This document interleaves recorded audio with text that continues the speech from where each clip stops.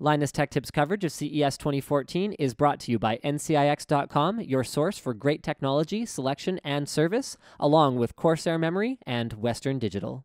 Hey guys, we're here in the 3D printing section checking out 3DSystems and their food printer. So this can print chocolate and sugar stuff, which is insane. And I'm here with Liz to tell us more about it. So what can you tell me more generally about your guys' printer? Awesome, yeah. So 3DSystems is really excited to unveil at CES this week the first food-safe 3D printers, the ChefJet and the ChefJet Pro.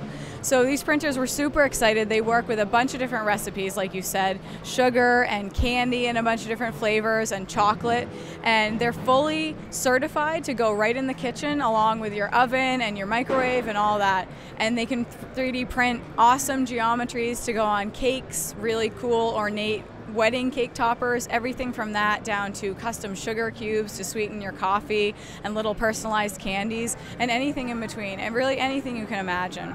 And we're really excited about this because it's totally new territory for 3D printing, right? So it opens it up to folks who maybe wouldn't be able to engage in the technology otherwise, and that's really exciting to us. And we can't wait to see what these pastry chefs and bakers do once they get their hands on this. I think it's going to be really cool.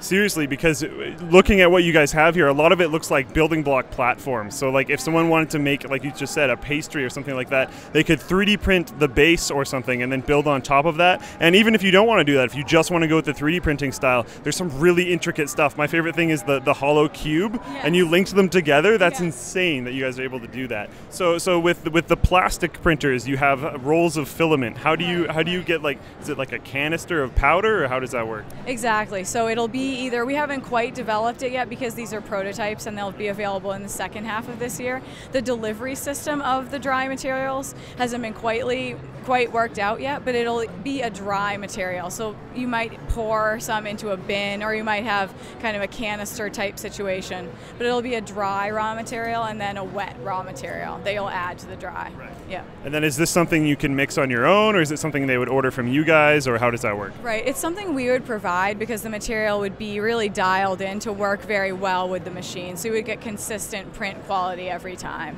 Awesome, thanks a lot. If you want to see all of our CES 2014 content, be sure to subscribe to Linus Tech Tips, and as always, thank you to our sponsors, NCIX, WD, and Corsair.